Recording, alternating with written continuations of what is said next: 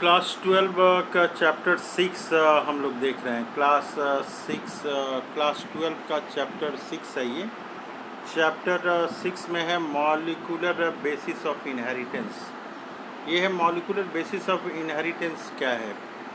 हम लोगों ने इनहेरिटेंस का डिफिनीशन देखा था। इनहेरिटेंस क्या है? Transmission of character from one generation to another generation, ये इनहेरिटेंस बोलते हैं। जैसे मैन का बच्चा जो है वो मैन होता है, आदमी का बच्चा जो है आदमी होता है, मैंगो का जो पौधा है वो मैंगो होता है। तो ये जो मैंगो का पौधा है, मैंगो, ये मैंगो का ही पौधा बना रहा है। आदमी का बच्चा जो है वो आदमी का ही बच्चा हो रहा है। तो ये इनहेरिटेंस ऑफ कैरेक्टर हो रहा है one generation to other generation. इसको हम लोग बोलते हैं inheritance. Transmission of character from one generation to another generation, ये इनहेरिटेंस है। तो इनहेरिटेंस जो हो रहा है उसका मॉलिक्यूलर बेसिस क्या है? ये मॉलिक्यूलर बेसिस क्या है? तो इस के बारे में हम लोग इस चैप्टर में डिस्कस करेंगे। चैप्टर नंबर ये 6 है, इसका नाम है मॉलिक्यूलर बेसिस ऑफ इनहेरिटेंस। तो ये मॉलिक्यूलर बेसिस ऑफ इनहेरिटेंस जो है, जो एक जनरेशन से दूसरे जनरेशन में जा रहा है, उसके लिए ये रिस्पॉन्सिबल है, डीएनए रिस्पॉन्सिबल है, और उसके लिए ये आरएनए रिस्पॉन्सिबल है। डीएनए और आरएनए जो है ये मॉलिक्यूलर बेसिस ऑफ इनहेरिटेंस के लिए रिस्पॉन्सिबल है। डीएनए को डीऑक्सीराइबोन्यूक्लिक एसिड बोलते हैं, और आरएनए को जो है हम लोग राइबोन्यूक्लिक एसिड बोलते हैं। आरएनए जो है इसको राइबोन्यूक्लिक एसिड बोलते हैं। ये 2 टाइप्स ऑफ न्यूक्लिक एसिड होते हैं। 2 टाइप्स ऑफ न्यूक्लिक एसिड होते हैं जो कि फाउंड किए जाते हैं all animal and living organism में ये पाए जाते हैं। ऑल लिविंग ऑर्गेनिज्म में ये पाए जाते हैं। डीएनए जो है ये DNA acts as genetic material. DNA जो है genetic material all plants and animal में है, मोस्ट ऑफ द ऑर्गेनिज्म में है। ये किस में है? मोस्ट ऑफ द ऑर्गेनिज्म में है। और आरएनए जो है ये ऑल्सो जेनेटिक मटेरियल का काम करता है। RNA also act as a genetic material. RNA जो जेनेटिक मटेरियल में करता है काम, genetic material in some organism, कुछ ही ऑर्गेनिज्म में करता है। Some organism in a viruses. सम ऑर्गेनिज्म में जो है ये वायरसेस हैं। वायरस में केवल है आरएनए ऐसा जेनेटिक मटेरियल का काम करता है। और जो है एक्ट एज ए मैसेंजर, ये क्या काम करता है? मैसेंजर का काम करता है, act as a messenger. And function as, और जो है ये फंक्शन एज करता है क्या? एडॉप्टर का काम करता है, adapter. Structural and some cases act as a catalyst. Catalyst molecule का भी ये काम करता है। तो ये कैटलिस्ट, आरएनए जो है कैटलिस्ट मॉलिक्यूल का काम करता है, एडाप्टर का काम करता है। स्ट्रक्चरल एंड सम केसेस जो है ये कैटालिटिक मॉलिक्यूल का भी काम करता है। हम लोग डीएनए आरएनए के बारे में डिस्कस करेंगे। सबसे पहले हम लोग डीएनए के देखते हैं कि DNA is a long polymer. DNA जो है क्या है? ये डीएनए जो है ये क्या है? डीएनए लॉन्ग पॉलीमर है। डीएनए जो है पॉलीमर है, छोटे छोटे यूनिट से बना हुआ है। पॉलीमर ये क्या चीज़ का है? ये पॉलीमर है डीऑक्सीराइबो न्यूक्लियोटाइड। ये डीऑक्सीराइबो न्यूक्लियोटाइड का पॉलीमर है। बहुत सारे जो है डीऑक्सीराइबो न्यूक्लियोटाइड जुड़ते हैं और वो डीएनए मॉलिक्यूल का फॉर्मेशन करते हैं। न्यूक्लियोटाइड, डीएनए बना होता है न्यूक्लियोटाइड से बना होता है। न्यूक्लियोटाइड किस तरह का न्यूक्लियोटाइड से बना हुआ है डीएनए? ये डीऑक्सीराइबो न्यूक्लियोटाइड से बना हुआ है। किस तरह के न्यूक्लियोटाइड से बना हुआ है? तो ये डीऑक्सीराइबो न्यूक्लियोटाइड से ये बना हुआ है। कह रहा है कि a pair of nucleotide is known as, कह रहा है कि pair of nucleotide is known as base pair. ये जो है ये पेयर ऑफ न्यूक्लियोटाइड, अगर एक पेयर ये रहेगा, एक पेयर अगर न्यूक्लियोटाइड है, एक पेयर अगर न्यूक्लियोटाइड ये है, ये न्यूक्लियोटाइड, तो इसको हम लोग बेस पेयर बोलते हैं। पेयर ऑफ न्यूक्लियोटाइड, अगर दो न्यूक्लियोटाइड है तो इसको हम लोग बेस पेयर बोलते हैं। इसको हम लोग क्या कहते हैं? इसको बेस पेयर कहते हैं। ये बराबर देखना है। बेस पेयर मतलब है pair of nucleotide. Base pair का मतलब है पेयर ऑफ न्यूक्लियोटाइड। कह रहा है कि लेंथ ऑफ डीएनए जो है, ये लेंथ कितना बड़ा डीएनए है, length of DNA, length of DNA, ये लेंथ ऑफ डीएनए जो है इसको कैलकुलेट किया जाता है। Length of DNA usually defined as, इसको कैसे डिफाइन किया जाता है, नंबर ऑफ न्यूक्लियोटाइड। ये नंबर ऑफ कितने न्यूक्लियोटाइड हैं, नंबर ऑफ न्यूक्लियोटाइड प्रेजेंट कितने हैं। तो ये जो है लेंथ डिसाइड किया जा रहा है number of nucleotide. Number of nucleotide कितने हैं उसके आधार पे जो है ये डीएनए का लेंथ डिसाइड किया जाता है। ये बता रहा है कि इशरसिया कोलाई एक जो बैक्टीरिया है, ये इशरसिया कोलाई बैक्टीरिया है, उसमें 4.6 इंटू 10⁻6 बेस पेयर हैं। इसमें 4.6 इंटू 10⁻6 बेस पेयर है। And haploid content of human, हम लोग देख रहे हैं कि हैप्लॉइड कंटेंट ऑफ जो ह्यूमन है, हैप्लॉइड कंटेंट ऑफ जो ह्यूमन डीएनए है, ह्यूमन का डीएनए ये देख रहे हैं, ह्यूमन का डीएनए, उसमें 3.6 इंटू 10⁹ बेस पेयर हैं। टोटल नंबर ऑफ ह्यूमन के हैप्लॉइड कंटेंट में बेस पेयर कितने हैं, हैप्लॉइड की बात कर रहे हैं हम लोग। 3.9 इंटू 10⁹ बेस पेयर हैं ह्यूमन के हैप्लॉइड जेनेटिक कंटेंट में हम लोग देख रहे हैं। अब हम लोग देख रहे हैं स्ट्रक्चर ऑफ पॉलीन्यूक्लियोटाइड। जो न्यूक्लियोटाइड है, न्यूक्लियोटाइड ये बहुत सारे होते हैं, पॉलीन्यूक्लियोटाइड हो जाते हैं। तो ये न्यूक्लियोटाइड जो है, न्यूक्लियोटाइड क्या चीज़ से बने हुए हैं। न्यूक्लियोटाइड मेनली 3 चीज़ों से बना होता है। नंबर 1 जो होता है नाइट्रोजनस बेस होता है, नंबर 1। नंबर 2 जो होता है वो पेंटोज शुगर होता है। और नंबर 3 जो होता है वो फॉस्फेट ग्रुप होता है। तो डीएनए का न्यूक्लियोटाइड जो बना हुआ है, न्यूक्लियोटाइड ये 3 चीज़ों से बना है। पहला है नाइट्रोजनस बेस, दूसरा है फॉस्फेट शुगर, और दूसरा है पेंटोज शुगर, और तीसरा है फॉस्फेट ग्रुप। अब हम लोग जो देखते हैं कि ये नाइट्रोजनस बेस जो हैं ये कितने तरह के हैं। नाइट्रोजनस बेस जो हैं ये जनरली 2 तरह के हैं, पहला और दूसरा। पहले को हम लोग प्यूरिन बोलते हैं और दूसरे को पैरिमिडिन ये बोलते हैं। प्यूरिन में एडेनिन और गुआनिन ये आता है, और पैरिमिडिन में साइटोसिन, यूरासिल और थाइमिन आता है। ये यूरासिल जो होता है, ये यूरासिल जब भी यूरासिल होगा तो ये आरएनए में होगा, और थाइमिन जब भी प्रेजेंट होगा तो ये डीएनए में प्रेजेंट होगा।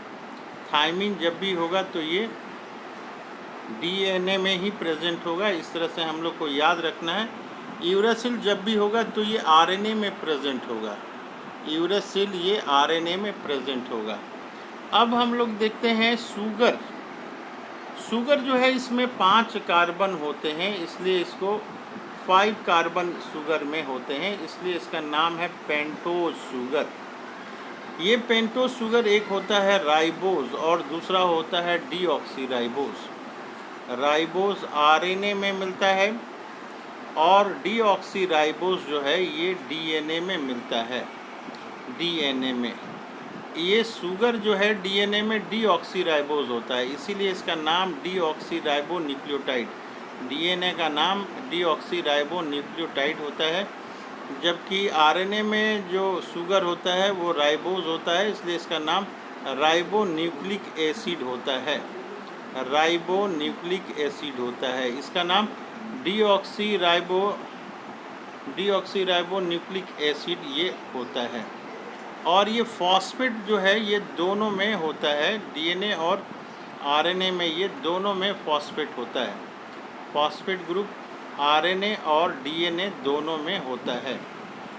फॉस्फेट ग्रुप ये डीएनए और आरएनए दोनों में होता है। इस तरह से हम लोग देख रहे हैं कि न्यूक्लियोटाइड में 3 चीज़ें होती हैं। पहला जो है नाइट्रोजनस बेस होता है, पहला जो है न्यूक्लियोटाइड में नाइट्रोजनस बेस, दूसरा जो है पेंटोज शुगर होता है, और तीसरा जो होता है फॉस्फेट ग्रुप होता है। ये यहाँ ध्यान देने ये बात है कि नाइट्रोजनस बेस, ये नाइट्रोजनस बेस और पेंटोज शुगर दो लेंगे तो इसको न्यूक्लियोसाइड बोलते हैं हम लोग, न्यूक्लियोसाइड। और ये जब तीनों हम लोग एक साथ लेते हैं तो इसको न्यूक्लियोटाइड बोलते हैं। ये टर्म हम लोग आगे डिस्कस करेंगे, इसके बारे में ध्यान देना है। कह रहा है कि न्यूक्लियोटाइड हैज़ 3 कंपोनेंट। ये यहाँ आगे बता रहा है कि न्यूक्लियोटाइड हैज़ 3 कंपोनेंट, 3 कंपोनेंट हैं। पहला कंपोनेंट क्या है इसका? नाइट्रोजनस बेस है। पहला है इसका नाइट्रोजनस बेस है, ये पहला है। दूसरा जो है पेंटोज शुगर है, ये दूसरा पेंटोज शुगर है। ये बता रहा है कि राइबोज होता है। राइबोज किस में होता है? इन केस ऑफ आरएनए होता है, एंड डीऑक्सीराइबोज फॉर डीएनए में होता है। इसके अलावा जो होता है इसमें फॉस्फेट ग्रुप होता है।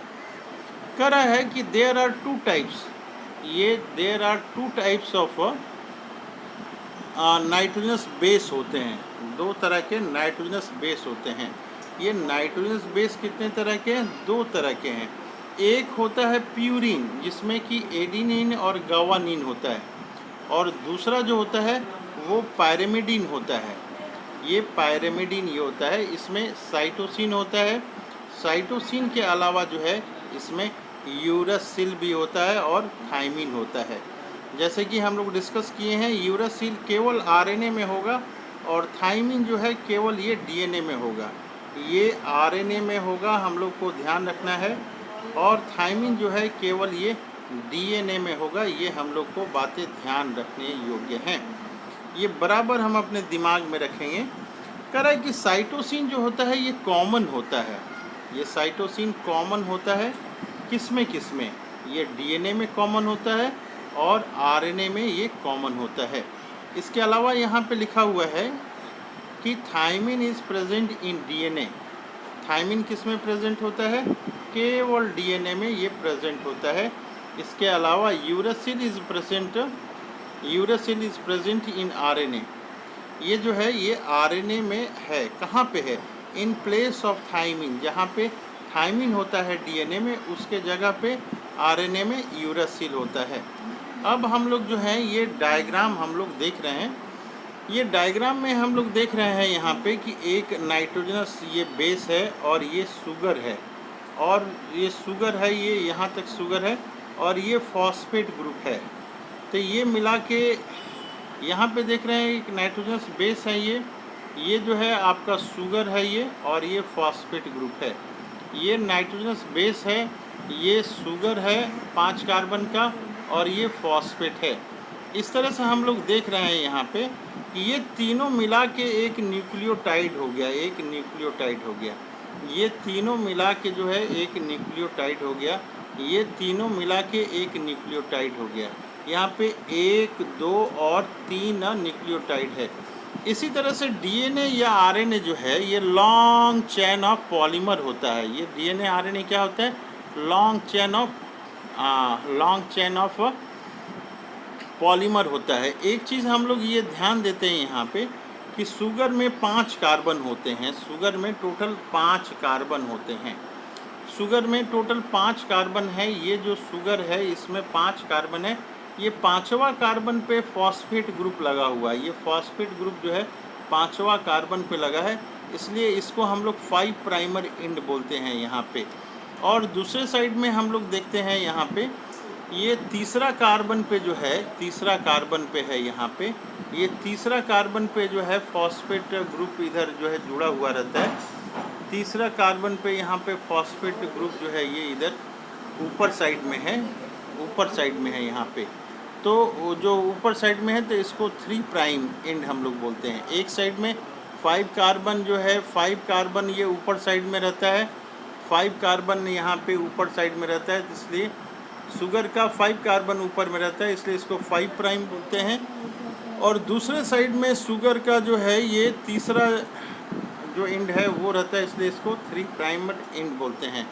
तो डीएनए के स्ट्रैंड जो होते हैं उसमें 2 प्राइमर हम लोग उसको इंडिकेट करते हैं कि ये जो है 5 प्राइम है एंड है और ये 3 प्राइम एंड है। ड्यू टू शुगर मॉलिक्यूल का 5वां कार्बन जिधर है ऊपर उसको 5 प्राइम बोलते हैं और तीसरा कार्बन ऊपर है तो इसको 3 प्राइम एंड हम लोग बोलते हैं। तो इस तरह से हम लोग देख रहे हैं कि डीएनए जो है न्यूक्लियोटाइड से बना है। ये एक न्यूक्लियोटाइड है जिसमें 3 कंपोनेंट है, ये एक न्यूक्लियोटाइड है जिसमें 3 कंपोनेंट है, ये एक न्यूक्लियोटाइड है जिसमें ये 3 कंपोनेंट है। तो इस तरह से हम लोग देख रहे हैं कि न्यूक्लियोटाइड, ये पहला न्यूक्लियोटाइड, ये दूसरा न्यूक्लियोटाइड, ये तीसरा न्यूक्लियोटाइड है। तो डीएनए में जो है ये पॉलीमर ऑफ न्यूक्लियोटाइड है। डीएनए क्या है? ये पॉलीमर ऑफ न्यूक्लियोटाइड है। अब हम लोग देखते हैं पॉलीन्यूक्लियोटाइड चेन। न्यूक्लियोटाइड जो है एक दूसरे से जुड़े हुए रहते हैं तो ये क्या बनाते हैं? पॉली, बहुत सारा, ये न्यूक्लियोटाइड का चैन बन गया। पॉलीन्यूक्लियोटाइड चैन ये हो गया तो यही डीएनए आरएनए बनाता है। अब बता रहा है ये, आगे हम लोग देखते हैं कि नाइट्रोजनस बेस जो है लिंक है पेंटोज शुगर से, ये लिंक है। यहाँ पे हम लोग देख रहे हैं ये कि नाइट्रोजनस बेस जो है वो लिंक्ड है। किससे लिंक्ड है? ये पेंटोज शुगर से लिंक्ड है। हम लोग यहाँ पे देखते हैं, डायग्राम में दोबारा देखते हैं कि यहाँ पे ये जो है लिंक्ड है। ये जो है नाइट्रोजनस बेस है, ये लिंक है। कहाँ से? ये शुगर से ये लिंक है। यहाँ पे ये जो लिंकेज है, इस लिंकेज के बारे में हम लोग देखते हैं। ये क्या है? ये नाइट्रोजनस बेस है और ये क्या है? ये शुगर है, शुगर। तो ये जो है नाइट्रोजनस बेस और शुगर, उसके बारे में हम लोग देख रहे हैं। कह रहा है कि nitrogenous base is linked to phosphate group. ये कहाँ से कहाँ लिंक है? ये नाइट्रोजनस बेस है, ये नाइट्रोजनस बेस हम लोग देख रहे हैं। नाइट्रोजनस बेस है वो लिंक है। कहाँ से लिंक है? पेंटोज शुगर से लिंक्ड है। ये जो लिंकेज है इसको हम लोग बोलते हैं एन ग्लाइकोसिडिक लिंकेज बोलते हैं। ये बहुत ही इम्पॉर्टेंट है, बराबर ये क्वेश्चन पूछता है कि उस लिंकेज का, ये क्वेश्चन पूछता है कि उस लिंकेज का नाम बताइए जो नाइट्रोजनस बेस और शुगर में है। तो आंसर में हम लोग कहेंगे N glycosidic linkage. To form क्या बना रहा है? ये न्यूक्लियोसाइड बना रहा है। ये ध्यान देने की बात है कि जब नाइट्रोजनस बेस है, यहाँ पे नाइट्रोजनस बेस जब शुगर, दो चीज़ें हैं। जब नाइट्रोजनस बेस हैं और शुगर हैं, नाइट्रोजनस बेस और शुगर हैं, तब यहाँ पे क्या बन रहे हैं? नाइट्रोजनस बेस हैं और शुगर है तो ये न्यूक्लियोसाइड बन रहा है। न्यूक्लियोसाइड, ये टर्म हम लोग ध्यान देंगे। जब नाइट्रोजनस बेस हैं और इसके साथ में जुड़ रहा है शुगर, जुड़ रहा है, तो ये दोनों को हम लोग न्यूक्लियोसाइड बोल रहे हैं। न्यूक्लियोसाइड, ये न्यूक्लियोसाइड, ये ध्यान देंगे हम लोग, न्यूक्लियोसाइड बोल रहे हैं। और जब इसमें फॉस्फेट जुड़ जाता है, जब इसमें फॉस्फेट जुड़ जा रहा है तो हम लोग इसको न्यूक्लियोटाइड बोलते हैं। तो हम लोग क्या बोलते हैं? इसको न्यूक्लियोटाइड हम लोग बोलते हैं। ये बोलते हैं न्यूक्लियोटाइड। जब ये न्यूक्लियोसाइड बोलते हैं कब? जब नाइट्रोजनस बेस पेंटोज शुगर से जुड़ा हुआ है तो इसको हम लोग न्यूक्लियोटाइड बोल रहे हैं। और जब फॉस्फेट ग्रुप इसमें अटैच हो रहा है तो इसको न्यूक्लियोटाइड बोल रहे हैं। अब ध्यान देने वाली बात ये है कि जो फॉस्फेट ग्रुप होता है, वो लिंक्ड होता है 5OH ऑफ न्यूक्लियोसाइड से। Phosphate group is linked OH 5OH of a nucleoside. ये थ्रू जो होता है, थ्रू फॉस्फोडाइस्टर बॉन्ड से होता है। किससे जुड़ा होता है? ये फॉस्फोडाइस्टर बॉन्ड से जुड़ा हुआ है। यहाँ पे ये हम लोग फिर दोबारा एक बार देख रहे हैं कि फॉस्फेट जो जुड़ा होता है, फॉस्फेट ग्रुप इस जुड़ा होता है 5OH ऑफ न्यूक्लियोसाइड से, ये जुड़ा होता है। 5OH ग्रुप ऑफ न्यूक्लियोसाइड से जुड़ा होता है, उसको फॉस्फो एस्टर बॉन्ड बोलते हैं। ये phosphoester bond linkage is formed, यहाँ पे ये लिखा हुआ है। अब कह रहा है कि 2 न्यूक्लियोटाइड जो है वो कैसे जुड़े हुए हैं। कह रहा है कि 2 न्यूक्लियोटाइड ये कैसे जुड़े हुए हैं। कह रहा है कि दो nucleotide 2 nucleotide are link through, ये क्या लिंक करते हैं 5 प्राइम और 3 प्राइम फॉस्फोडाइस्टर से जुड़े होते हैं। किससे? ये फॉस्फोडाइस्टर से जुड़े होते हैं। न्यूक्लियोसाइड जो जुड़ा हुआ है फॉस्फेट से वो फॉस्फोएस्टर लिंकेज से, लेकिन 2 न्यूक्लियोटाइड जो है जुड़े हुए हैं वो 3,5 फॉस्फोडाइस्टर 3,5 फॉस्फोडाइस्टर लिंकेज से वो जुड़े हुए हैं। और लिंकेज से जुड़ने के बाद वो क्या बना रहे हैं 2 न्यूक्लियोटाइड डाई न्यूक्लियोटाइड ये बना रहे हैं। तो डाई न्यूक्लियोटाइड के बीच जो बॉन्ड है वो क्या है, वो है 3 प्राइम 5 प्राइम फॉस्फोडाइस्टर लिंकेज है। अब हम लोग आगे देखते हैं, more nucleotide join together to form polynucleotide. यहाँ देख रहे हैं हम लोग, more nucleotide join together to form polynucleotide. बहुत सारे न्यूक्लियोटाइड जो है जुड़ते हैं और वो क्या बनाते हैं, पॉलीन्यूक्लियोटाइड बनाते हैं। नेक्स्ट हम लोग देखते हैं, कह रहा है कि इन आरएनए के केस में ये बता रहा है, इन आरएनए में क्या होता है। न्यूक्लियोटाइड जो है residue has additional OH group, उसमें क्या होता है OH ग्रुप होता है प्रेजेंट एट 2 पोजीशन। ये राइबोस का जो 5 कार्बन है उसके दूसरे कार्बन पे क्या होता है OH ग्रुप होता है उसके दूसरे कार्बन पे। एंड यूरेसिल जो है, ये यूरेसिल फाउंड होता है, कहाँ पे फाउंड होता है, थायमिन के जगह पे ये पाया जाता है। तो हम लोग देख रहे हैं कि ये आरएनए के केस में जो है, आरएनए के केस में जो शुगर है उसके शुगर के दूसरे नंबर पोजीशन पे OH ग्रुप होता है, OH ग्रुप होता है। आरएनए के शुगर के दूसरे नंबर पोजीशन पे क्या होता है, सेकंड पोजीशन ऑफ राइबोज। ये राइबोज शुगर जो है इसके दूसरे पोजीशन पे होता है, क्या होता है OH ग्रुप होता है। और यूरेसिल थायमिन के जगह पे आरएनए में यूरेसिल होता है। इस बात का गांठ बांध लेना है हम लोग को। अब हम लोग देख रहे हैं कि स्ट्रक्चरल डिफरेंस क्या है, डीएनए और आरएनए में डिफरेंस क्या है, ये इस ग्राफ की मदद से हम लोग देख रहे हैं। ये यहाँ पे बता रहा है कि sugar present in RNA is deoxyribose होता है, और आरएनए में शुगर जो होता है ये the sugar present in ribose, ये केवल राइबोज होता है, यहाँ पे डीऑक्सीराइबोज होता है, डीऑक्सीराइबोज। आगे हम लोग देख रहे हैं कि यहाँ पे डीएनए में क्या होता है कि साइटोसिन होता है, डीएनए में साइटोसिन होता है, ये साइटोसिन होता है और थायमिन होता है, ऐसे पैरिमिडिन बेस। और गुआनिन एडेनिन जो है ये प्यूरिन बेस होता है। इन केस ऑफ आरएनए में हम लोग देखते हैं कि आरएनए में जो है साइटोसिन होता है और ये साइटोसिन होता है, यूरेसिल पैरिमिडिन, यूरेसिल जो होता है यूरेसिल ये पैरिमिडिन बेस के रूप में होता है। ये स्पेलिंग गलती है, ये बेस की जगह बोन है। और गुआनिन और जो है एडेनिन होता है ये प्यूरिन बेस होता है, ये क्या होता है प्यूरिन बेस होता है। अब हम लोग डीएनए में देख रहे हैं कि ये डीएनए हैज़ जो है डबल स्ट्रैंड स्ट्रक्चर होता है, डबल स्ट्रैंड ये स्ट्रक्चर होता है, अल्फा हेलिक्स यहाँ लिखा हुआ है।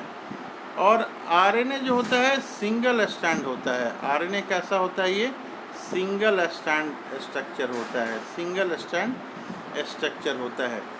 इसके अलावा हम लोग देख रहे हैं कि DNA molecule are very large, their molecular mass में वेरी फ्रॉम, ये मॉलिक्यूलर मास जो है बहुत बड़ा हो सकता है, लेकिन जो है RNA molecule are comparatively much smaller, ये क्या होता है डीएनए की अपेक्षा ये स्मॉलर होता है और उसका मॉलिक्यूलर मास जो है वो कम होता है, 20,000 से 40,000 के बीच होता है। ये डिफरेंसेस क्या हैं? ये डिफरेंसेस, फंक्शनल डिफरेंसेस हम लोग यहाँ पे देखते हैं। DNA has unique property of replication, ये रेप्लिकेशन करने की इसमें क्षमता होती है। और जो है ये कह रहा है कि RNA does not replicate, RNA में रेप्लिकेट करने की क्षमता नहीं होती है। डीएनए में रेप्लिकेट करने की क्षमता होती है, आरएनए में ये प्रॉपर्टी नहीं होती है। तो ये मेजर डिफरेंस हम लोग जो है ये देख रहे हैं। कह रहा है RNA control the transmission of hereditary effect, RNA जो है ये कंट्रोल करता है हेरिडिटरी इफेक्ट को। डीएनए, यहाँ पे ये डीएनए होना चाहिए, DNA control the transmission of hereditary effect, यहाँ पे ये डीएनए होना चाहिए, गलती से आरएनए लिखा हुआ है। और यहाँ पे जो है RNA control the synthesis of protein, RNA जो कंट्रोल करता है सिंथेसिस ऑफ प्रोटीन को कंट्रोल करता है।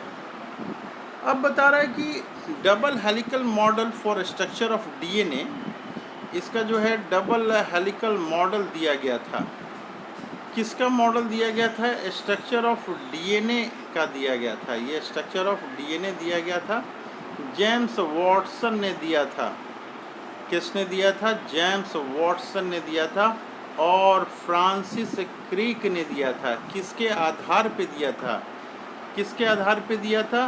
तो बेस्ड ऑन एक्सरे, ये जो है based on X-ray diffraction data के आधार पे दिया गया था। एक्सरे डिफ्रैक्शन डाटा के आधार पे दिया गया था। ये किसने दिया था? ये एक्सरे का डिफ्रैक्शन विल्किंस ने दिया था एंड रोजालिंड ने दिया था, प्रपोज किया था दिस मॉडल ऑफ डीएनए। तो ये हम लोग James Watson and Francis Crick का नाम हम लोग याद रखेंगे। जनरली हम लोग वॉटसन एंड क्रिक बोलते हैं कि डबल हेलिकल मॉडल इन्होंने दिया था। और एक्सरे डिफ्रैक्शन जो है इनका नाम में विल्किंस नाम हम लोग ज़रूर याद रखेंगे, विल्किंस। तो ये नाम हम लोग जो है याद रखने की कोशिश करेंगे। अब आगे हम लोग देखते हैं इनके बारे में क्या है ये चीज़ें। तो कर रहे हैं यहाँ पे कि silent feature of this model, ये हम लोग मॉडल के फीचर्स हम लोग देखेंगे कि डीएनए का जो डबल हेलिक्स मॉडल दिया गया था, डीएनए का डबल हेलिक्स मॉडल जो है ये क्या है? डीएनए का डबल हेलिक्स मॉडल क्या है? Double helix model for DNA ये क्या है? डीएनए किस तरह का दिखता है? डीएनए कैसा होता है? कह रहा है कि silent feature of this model, features क्या क्या हैं double helix model? Silent features किसका? डबल हेलिक्स मॉडल का। कह रहा है कि डीएनए जो है पहला point is made of 2 polynucleotide chain, ये 2 पॉलीन्यूक्लियोटाइड चैन का बना होता है। एक चैन ऐसे है, एक चैन ऐसे है, एक चैन पॉलीन्यूक्लियोटाइड का ये है, दूसरा चैन ये है, इस तरह का है। कह रहा है कि which backbone is made up of sugar, ये कह रहा है कि ये जो डीएनए बना हुआ है ये 2 चैन है, इसका बैकबोन है शुगर और फॉस्फेट का बना हुआ है, शुगर और फॉस्फेट का बना हुआ है। ये बैकबोन शुगर और फॉस्फेट का बना हुआ है, शुगर और फॉस्फेट का बना हुआ है। ये बैकबोन जो है, ये बैकबोन क्या चीज़ का बना हुआ है? शुगर का बना हुआ है। शुगर के साथ में क्या है? फॉस्फेट है। एंड बेसिस प्रोजेक्टिंग इनसाइड, ये कह रहा है कि ये 2 आपके हैं, ये न्यूक्लियोटाइड, ये न्यूक्लियोटाइड, ये शुगर हैं, फॉस्फेट हैं, शुगर हैं, फॉस्फेट हैं, शुगर हैं, फॉस्फेट हैं, इस तरह से ये बने हुए हैं, ये बने हुए हैं। ये शुगर है, फिर फॉस्फेट है, शुगर है, फॉस्फेट है, ऐसे ये जो है ये जुड़े हुए हैं ये फॉस्फेट से। और भीतर में ये जो बेसिस हैं, ये भीतर में क्या है? ये बेसिस हैं, भीतर में ये बेसिस हैं। कह रहा है कि बेसिस प्रोजेक्टिंग इनसाइड, ये भीतर है, ये 2 हैं आपके स्टैंड, तो इसमें बेस जो है इस तरह से भीतर है, प्रोजेक्टेड इनसाइड। भीतर वाला जो है ये बेस को दिखा रहा है, ये लाइन बेस को दिखा रहा है। और ये लाइन में शुगर फॉस्फेट से ये बैकबोन है, ये बैकबोन ये बना हुआ है। कह रहा है कि two chain have antiparallel property, ये दोनों चैन जो हैं एंटी पैरेलल पोलैरिटी है। एंटी पैरेलल पोलैरिटी का मतलब है एक चैन ये है, एक चैन ये है। ये एक इसका 5 प्राइम हम लोगों ने देखा है कार्बन के आधार पे होता है, और इसका दूसरा एंड जो है 3 प्राइम होगा। तो एक अगर 5 प्राइम है तो दूसरा एंड इसका 3 प्राइम होगा, और दूसरे स्टैंड का जो है ये दूसरा स्टैंड है तो इसका जो है अपोजिट होगा। पहला ये 3 प्राइम होगा और नीचे वाला ये 5 प्राइम ये होगा। ये हम लोग यहाँ पे देख रहे हैं कि एक जो है 5 प्राइम टू 3 प्राइम है, तो दूसरा जो है 3 प्राइम टू 5 प्राइम है। ये यहाँ 5 प्राइम है यहाँ पे, तो दूसरा अपोजिट है 3 प्राइम है। यहाँ 3 प्राइम है तो दूसरा अपोजिट है ये 5 प्राइम है। इस तरह से हम लोग देख रहे हैं। कह रहा है कि two chains have antiparallel polarity, ये एंटी पैरेलल पोलैरिटी है। एक चैन जो है 5 प्राइम टू 3 प्राइम होगा, तो दूसरा जो है 3 टू 5 प्राइम होगा। ये ऐसे 5 प्राइम टू है ये 3 प्राइम है एक, तो दूसरा 3 प्राइम टू ये 5 प्राइम, ये ऐसा होगा। सी पॉइंट हम लोग देख रहे हैं कि यहाँ लिखा है the bases in two strand are paired through hydrogen bond. ये कह रहा है कि ये जो नाइट्रोजनस बेस हैं, अगर यहाँ पे ये एडेनिन है तो यहाँ पे ये थाइमिन होगा, और दोनों हाइड्रोजन बॉन्ड से जुड़े रहेंगे। ये क्या है? हाइड्रोजन बॉन्ड यहाँ पे रहेंगे। ये जो बेसिस हैं ये नाइट्रोजनस बेसिस, वो हाइड्रोजन बॉन्ड से ये जुड़े रहेंगे। टू स्टैंड आर कर रहा है यहाँ पे bases in two strand are paired through hydrogen bond, ये हाइड्रोजन बॉन्ड रहेंगे। कह रहा है कि adenine thymine form double bond. ये कह रहा है कि ये अगर है ऐसे 2 स्टैंड है तो यहाँ पे एडेनिन रहेगा तो दूसरे साइड में थाइमिन रहेगा, और दोनों जगह 2 हाइड्रोजन बॉन्ड रहेंगे। और जो है इस पे एक जगह अगर गुआनिन है तो ये साइटोसिन से जुड़ा रहेगा, और इसमें 3 हाइड्रोजन बॉन्ड ये रहेंगे। इस बात को ध्यान देना है। ये एडेनिन और थाइमिन में 2 हाइड्रोजन बॉन्ड, और साइटोसिन थाइमिन में 3 हाइड्रोजन बॉन्ड। यहाँ पे 3 हाइड्रोजन बॉन्ड हैं ये, और यहाँ पे ऊपर 2 हाइड्रोजन बॉन्ड हैं। इस बात का ध्यान देना है। यहाँ पे इस लाइन को हम लोग देख रहे हैं कि ये adenine and thymine form double, यहाँ पे डबल हाइड्रोजन बॉन्ड, यहाँ डबल हाइड्रोजन बॉन्ड है, और guanine and साइटिन form triple hydrogen bond. ये गुआनिन और साइटोसिन जो है ये ट्रिपल हाइड्रोजन बॉन्ड ये बना रहा है। कह रहा है कि two chain are coiled in right fashion. ये दोनों चैन जो है वो क्वाइल्ड होते हैं। कैसे क्वाइल्ड होते हैं? ये राइट फैशन में ये क्वाइल्ड होते हैं। Two chain are coiled in right handed fashion. ये क्वाइलिंग कैसी होगी इनकी? क्वाइल्ड ये राइट हैंडेड फैशन में होगी। कह रहा है कि pitch of helix is 3.4 nanometre. ये जो पिच होगा इसका 3.4 नैनोमीटर होगा। ये पिच जो है इसका 3.4 नैनोमीटर होगा। रफली 10, यहाँ कर रहा है कि 10 रफली 10, ये ध्यान देने की बात है कि रफली 10 जो है बेस पेयर होंगे ईच टर्न में। कितने इसमें बेस पेयर होंगे? इसमें 10 बेस पेयर होंगे। ये 10 बेस पेयर होंगे ये ईच टर्न में। इसको हम लोग देखेंगे। नेक्स्ट ये बता रहा है कि the plane of one base pair stack over the other in double helix to confirm stability. ये हम लोग यहाँ पे देख रहे हैं इस डायग्राम में। ये डायग्राम में हम लोग देख रहे हैं, यहाँ पे डायग्राम में देखने की कोशिश हम लोग कर रहे हैं कि थोड़ा सा छोटा करने की मैं कोशिश करता हूँ उस डायग्राम को। यहाँ पे ये 5 प्राइम है तो दूसरा जो है 3 प्राइम होगा। एक साइड में यहाँ 5 प्राइम है तो यहाँ पे 3 प्राइम होगा। यहाँ 3 प्राइम है तो यहाँ पे अपोजिट में 5 प्राइम होगा। एक साइड में ये एडेनिन है तो दूसरे साइड में थाइमिन है। यहाँ पे डबल हाइड्रोजन बॉन्ड है। यहाँ थाइमिन है तो यहाँ पे ये एडेनिन है, यहाँ भी डबल होगा। ये गुआनिन है तो साइटोसिन होगा, यहाँ पे ट्रिपल हाइड्रोजन बॉन्ड है, 1 2 3। यहाँ पे साइटोसिन है तो यहाँ थायमिन होगा, साइटोसिन है तो यहाँ पे गुआनिन होगा। ये गुआनिन यहाँ पे गलती से यहाँ पे एडिन थायमिन है, साइटोसिन है तो गुआनिन नहीं, सही है ये साइटोसिन है तो यहाँ गुआनिन होगा। यहाँ 3 हाइड्रोजन बॉन्ड है, ये 3 हाइड्रोजन बॉन्ड यहाँ पे ये दिख रहा है। तो इस तरह से इस डायग्राम को हम लोग बराबर बनाने की कोशिश करेंगे। इसके बाद जो है बता रहा है कि फ्रांसिस क्रिक ने प्रपोज किया सेंट्रल डॉगमा के बारे में। सेंट्रल डॉगमा के बारे में हम लोग जो है नेक्स्ट क्लास में हम लोग करने की कोशिश करेंगे। इसको नेक्स्ट क्लास में हम लोग करने की कोशिश करेंगे कि कैसे डीएनए से जो है डीएनए बनता है और आरएनए बनता है। डीएनए से कैसे डीएनए बनता है ये हम लोग डिस्कस करेंगे और फिर आरएनए बनता है।